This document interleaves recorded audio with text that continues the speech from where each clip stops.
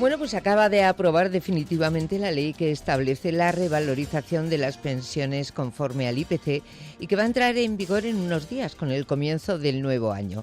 El nombre completo, atención, es el de Ley de Garantía del Poder Adquisitivo de las Pensiones y de otras medidas de refuerzo de la sostenibilidad financiera y social del sistema público de pensiones. Ahí es nada.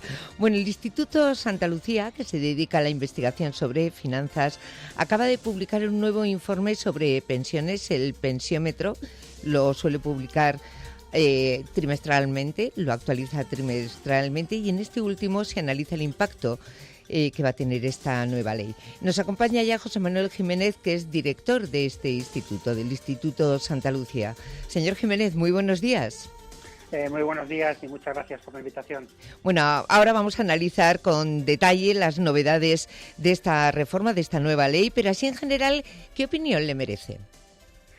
En general las reformas que está desarrollando el Gobierno están marcadas, hay una hoja de ruta muy clara marcada y en línea con las recomendaciones que se aprobaron en el Pacto de Toledo, a través de la comisión del Pacto de Toledo, que se aprobaron a finales del año anterior, que van muy en línea de intentar reducir el déficit de pensiones y aumentar la suficiencia de las pensiones.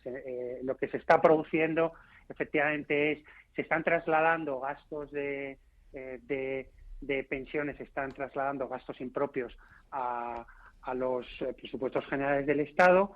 Se están dando medidas para intentar aumentar la suficiencia de las pensiones, pero por contra lo que se están generando son más gastos estructurales que a largo plazo incrementarán el déficit estructural del sistema, con lo cual afectará a la sostenibilidad. ¿A qué se refiere usted cuando habla de gastos impropios?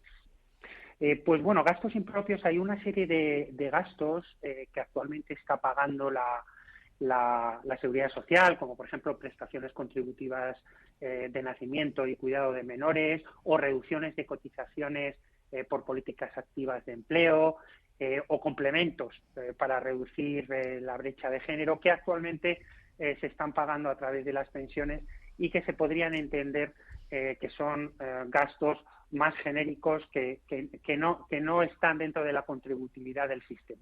La verdad es que dentro de los presupuestos de este año existe una partida muy importante de 18.000 millones que se traspasan de un sitio a otro, pero también es verdad que hay cierta incertidumbre de qué conceptos hay ahí dentro, con lo cual es un paso que tiene todo el sentido, aunque también hay una serie de conceptos que no están claros lo que se está traspasando. Lo que sí que es verdad es que el déficit global del sistema español no se reduce. Sí que es verdad que lo que se está reduciendo es el déficit de las pensiones, aunque este es un tema muy coyuntural que se compensa con los incrementos de pensiones a largo plazo que generarán un déficit mayor a largo plazo.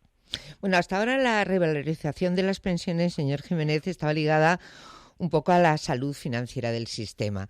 A partir del próximo 1 de enero se va a ligar al IPC, al índice de precios al consumo. ¿Cuáles son los pros y los contras, si es que los hay, unos y otros, de esta modificación? Bueno, usted lo ha reflejado bien. Anteriormente estaba ligada a cómo se encontraba el sistema, la sostenibilidad del sistema. Y estaba topada, y si el sistema era deficitario, como ha sido en los últimos años, el crecimiento era un 0,25, el máximo de crecimiento. Sí. En la situación actual va a crecer ligado a la media de los últimos 12 meses, de noviembre a noviembre, con lo cual es mucho mejor para todos los jubilados, porque lo que está es reflejando el crecimiento del índice de la vida. Eso es importante. Por contra, lo que está generando son unos gastos estructurales que seguramente a largo plazo generarán un déficit importante en el sistema, con lo cual es muy bueno para los jubilados, claro, pero por contra faltan algún tipo de medidas para compensar ese déficit que se puede producir a largo plazo. Claro, evidentemente el jubilado que con el sistema anterior iba a ver cómo se incrementaba su pensión a partir del 1 de enero en un 0,25%, lo va a ver incrementado con esta nueva ley en un 2,51%, con lo cual, hombre, pues es un pellizquito más, pero es verdad que hay que preguntarse ahora de dónde va a salir el dinero, es decir, ¿hay una fuente de financiación estable? Es decir, ¿el gobierno ha encontrado una fuente de financiación estable para poder sostener todo este incremento que además se suma al hecho de que hay más pensionistas a cuenta de la pandemia? Eso es. O sea, el gobierno, todas las acciones y la hoja de ruta, además, que está marcada en el componente 30 que se ha enviado al Plan de Recuperación y Resiliencia a Europa, está marcada en esa reducción del déficit a corto plazo y ese aumento de la suficiencia. Y eso está perfecto y está en muy buena línea. Lo que es verdad, hay todos los varios organismos internacionales, como ayer Fondo Monetario Internacional o la OCDE o el Banco de España, lo que indican es que estas medidas van a generar déficit a largo plazo. En 2050 se estima que puedan ser 4 puntos básicos a unos 50.000 millones. Con lo cual hay que buscar unos ingresos estructurales, unos ingresos a largo plazo, o reformar el sistema de tal forma que se busque un equilibrio, porque hay un hecho que yo creo que es muy importante resaltar, que la mayoría de los ciudadanos no conocemos, es que todas las cotizaciones que nosotros hacemos a nivel individual a lo largo de la vida no son suficientes para pagar las pensiones que recibimos. Hay un desequilibrio de casi un 30 o en ciertas situaciones un 40%. Y eso son por muy buenas noticias, porque cada vez vamos a vivir más. Si incrementamos con el crecimiento del IPC, esa desviación pues será mayor y hay que buscar, sobre todo, una de dos, o buscar incrementos estructurales o ligar la edad de jubilación a los crecimientos de la esperanza de vida, que eso ya se hace en muchos países, o cambiar estructuralmente el sistema. Ujú. Bueno, cualquiera de las cosas es bastante complicada porque todo lo que es el mecanismo del pago y del cobro de pensiones de un Estado, pues es una especie de dinosaurio al que para mover cada vez la pata, pues hay que mover mucha masa, ¿no? Entonces, en fin, no sabemos muy bien cómo va a resultar esto y si realmente va a ser una reforma realmente, en fin, positiva. Por ejemplo, es verdad que el propio gobierno es consciente de que de aquí a muy poquitos años vamos a tener un gran problema y es que la generación del baby boom, es decir, todos los nacidos en los años 60 van a empezar a jubilarse. El ministro Escrivá en su día dejó caer aquello que llamó mecanismo de equidad intergeneracional. A ver qué es lo que pasaba. Finalmente este mecanismo no ha sido integrado en esta nueva ley. ¿Ha sido para bien o usted piensa que ha sido para mal?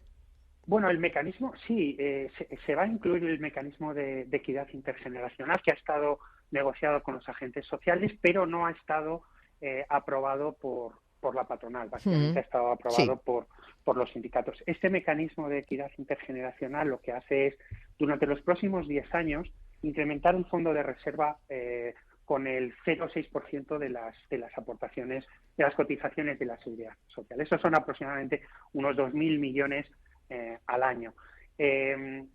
Sustituye a un factor de sostenibilidad que se le llamaba, que lo que hacía era equilibrar, de acuerdo con la esperanza de vida, equilibrar las pensiones. Si aumentaba la esperanza de vida, pues se reducían ligeramente las pensiones.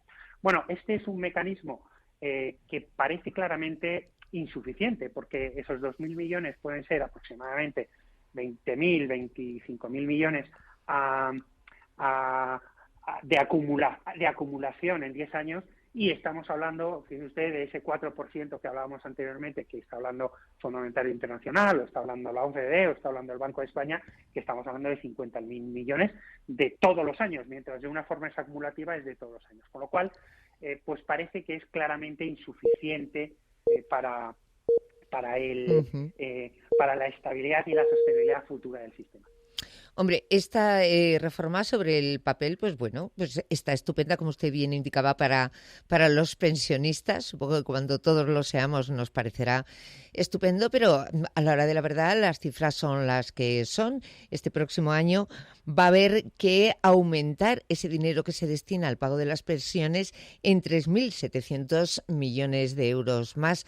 Claro, como estamos con el sistema con una salud bastante precaria, este incremento, ¿usted considera que es lógico que al mismo tiempo que estamos haciendo esto y que crece la preocupación por las futuras pensiones, se estén penalizando los planes de pensiones privados? Bien, efectivamente, hay otra medida adicional que ha desarrollado el Gobierno, que está a punto de desarrollar, que es la potenciación de los planes de pensiones de empresa, de los planes de pensiones de empresa, y bajando o quitando la capacidad de aportación a los planes de pensiones individuales. Y nosotros, obviamente, entendemos que no tiene mucho sentido. Es muy importante complementar las pensiones de la Seguridad Social, pero tanto con las aportaciones de los empleados, de los trabajadores, pero con las aportaciones personales que cada uno quiera realizar. Con lo cual, no entendemos que no se potencie todo tipo de previsión complementaria, tanto empresarial como individual, por supuesto. Bueno, don José Manuel Jiménez, director del Instituto Santa Lucía, si el ministro Escrivá hubiese levantado el teléfono y le hubiese preguntado a usted qué más se debería haber incluido en esta ley o qué debería no haberse incluido, ¿qué hubiera dicho? Bueno, pues quizás yo creo que deberíamos pensar en el largo plazo, pensar en que está muy bien y consideramos que existan cambios para la suficiencia de las pensiones y ligarlo al IPC, pero hay que pensar que eso a largo plazo genera déficit, genera unos problemas de sostenibilidad que pueden ser hasta 4 puntos dentro del 2050 y que hay que pensar en una de dos, o ver cómo se pueden conseguir ingresos estructurales actualmente o cambiar el sistema para que se pueda producir un equilibrio actuarial a largo plazo. Pensar en sistemas más equitativos, porque a veces no estamos cobrando en función de lo que estamos pagando, y sistemas sobre todo mucho más sostenibles.